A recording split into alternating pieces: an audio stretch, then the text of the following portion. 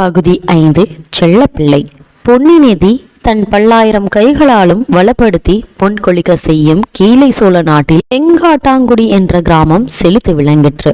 இந்த கிராமத்தில் மாமத்திரர் என்ற பட்டம் பெற்ற பழங்குடியில் பிறந்த பிள்ளை பரஞ்சோதி. சோழ நாடு முழுவதும் உறையூர் சோழ மன்னர்களின் ஆட்சியின் கீழ் இருந்த பழைய காலத்தில் பரஞ்சோதியின் மூதாதையர்கள் ராஜ சேவையில் ஈடுபட்டு படைத்தலைவர்களாக இருந்தார்கள். சோழ வம்சம் பழம்பெருமை இழந்து பல்லவர் ஆட்சி ஓங்கிய போது மாமத்திரர் குலமும் அதன் சிறப்பை இழந்தது. சென்ற சில தலைமுறைகளாக மாமத்திரர் போர் தொழிலையும் எல்லை காவல் தொழிலையும் கைவிட்டு விவசாய தொழிலை மேற்கொண்டிருந்தார்கள். இத்தகைய குலத்திலே பிறந்த பரஞ்சோதி குழந்தை பிரயாத்திலேயே தந்தையை இழந்த தாயாரின் செல்ல பிள்ளையாக வளர்ந்து வந்தான். முரடன், பொல்லாதவன் என்ற அக்கம் பக்கங்களில் பெயர் வாங்கினான். சண்டை என்பது அவனுக்கு சர்க்கரையும் பாலுமாக இருந்தது. போர் தொழிலுக்குரிய சாதனங்களில் இயற்கையாக அவன் புத்தி சென்றது. வீராதி வீரர்களுக்கென்று புகழ் பெற்ற அவனுடைய மூதாதைகளின் வீர ரத்தம் பரஞ்சோதியின் தேகத்தில் அலைமோதி கொண்டு ஓடியது. களி விளையாட்டும் கத்தி விளையாட்டும் மல்யுத்தம் வேல் எறிதல் ஆகியவற்றில் அவன் அதிவிரைவாக தேர்ச்சி பெற்றான். பரஞ்சோதியின் தாயார் வடிவழகி அம்மை தன் ஏக புத்திரரிடம் உயிரையே வைத்திருந்தாள். ஆனாலும் பரஞ்சோதியின் முரட்டு காரியங்கள் அவளுக்கு பெரிதும் கவலையை அளித்தன. அந்த மூதாட்டி சிவபக்தி செலுத்துவதிலும் கலை செல்வத்திலும் சிறந்த குடும்பத்திலே பிறந்தவள். அவளுடைய தமையனார் திருவெண்காட்டு பகுதியில் புகழுடன் வசித்த மருத்துவர் சிவநேச செல்வர். தீவ தமிழ் மொழியை நன்கு பயின்றதோடு வடமொழியிலும் அவர் புலமை பெற்று விளங்கினார். வைத்திய கலையில் தேர்ச்சி பெற்று நோய் தீர்ப்பதில் வல்லவராயிருந்தார். இந்த சிவபக்தரின் மூத்த பெண்ணுக்கு உமையாள் என்று பெயர். அழகிலும் குணத்திலும் அவள் இணையற்று விளங்கியது போல கல்வியிலும் சிவபக்தியிலும் சிறந்து விளங்கினாள். இந்த திருவெண்காட்டு பெண்ணை தன் மகனுக்கு மனம் முடித்து வைக்க வேண்டும் என்று பரஞ்சோதியின் அன்னை அந்தரங்கத்தில் ஆசை கொண்டிருந்தாள். ஆனால் நிறைவேறுமா என்ற சந்தேகமும் கவலையும் அவளுடைய மனதில் குடிக்கொண்டிருந்தன. பல துறைகளிலும் புலமை மிகுந்த அவளுடைய தமையனார் இந்த முரட்டு பிள்ளைக்கு தம் அருமை பெண்ணை கொடுப்பாரா? பரஞ்சோதியின் கல்வி கேள்விகளில் வல்லவனாக அவனுடைய தாயார் எவ்வளவோ பிரயாய்த்தனம் செய்தாள். ஆனால் பரஞ்சோதிக்கு கல்வி கற்பிக்க முயன்ற அண்ணாவிகள் எல்லோரும் தோல்வியே அடைந்தனர். அவர்களில் ஒருவராவது அதிக காலம் நீடித்து அந்த முயற்சியை செய்யவில்லை. ஒவ்வொருவரும் சில காலம் முயன்று பார்த்த பிறகு அந்த மூதாட்டியிடம் வந்து, அம்மா, உங்கள் புதல்வன் வெகு புத்திசாலி, சந்தங்கிராகி என்றே சொல்லலாம். இந்த விஷயத்தையும் கவனம் செலுத்தி ஒரு தடவை கேட்டால் போதும், உடனே தெரிந்து கொள்கிறான்.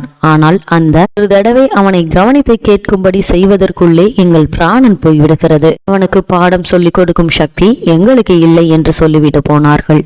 இரண்டொரு அண்ணாவிகள் பரஞ்சோதி விஷயத்தில் தண்ட உபயோகித்ததை கையாள பார்த்தார்கள். அதன் பயனாக அவர்கள் அவனுடைய தாயாரிடம் சொல்லிக் கொள்ளாமலேயே ஊரை விட்டு போகும்படி நேர்ந்துவிட்டது. இதனாலெல்லாம் பரஞ்சோதியின் தாய் மிகவும் கவலை கொண்டிருந்தாள். ஒரு வருஷம் பொங்கல் பண்டிகைக்காக பரஞ்சோதியும் வடிவழகி அம்மையும் திருவெண்காட்டுக்கு போயிருந்தார்கள். அங்கே பரஞ்சோதி உமையாளை பார்த்தான். உமையாளின் கல்யாணத்தை பற்றி பேச்சு நடப்பதை கேட்டான். தன் மாமனுக்கும் தாயாருக்கும் தன்னை பற்றி வருத்தத்துடன் கவலையுடனும் பேசிக் கொண்டிருந்ததும் அவன் காதில் விழுந்தது. எல்லாவற்றையும் சேர்த்து நிலைமையை ஒருவாறு தெரிந்து கொண்டான். அவர்கள் திருவெண்காட்டிலிருந்து திரும்பி திருச்செங்காட்டுக்குடிக்கு வந்து சேர்ந்து ஒரு நாள் பரஞ்சோதியின் தாயார் தரையில் படுத்த வண்ணம் கண்ணீர் உகுத்து கொண்டிருந்தாள். எங்கேயோ வெளியே போய்விட்டு வந்த பரஞ்சோதி இதை பார்த்து தாயாரின் அருகில் வந்து உட்கார்ந்து கொண்டான். என்னை எதற்காக அழுகிறாள் என்று அவன் கேட்கவில்லை. அவளுக்கு சமாதானமும் சொல்லவில்லை.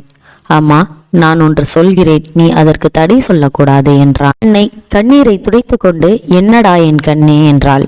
நான் காஞ்சி மாநகருக்கு போக போகிறேன் என்று பரஞ்சோதி சொன்னதும் திடுக்கிட்டு எழுந்து உட்கார்ந்தாள். எதற்கு என்று கேட்டாள். கல்வி கற்பதற்காகத்தான் அம்மா. இத்தனை நாளும் நான் கல்வி கற்காமல் வாழ்நாளை வீணாய் கழித்து விட்டதை நினைத்தால் வருத்தமாயிருக்கிறது என்றான் பரஞ்சோதி.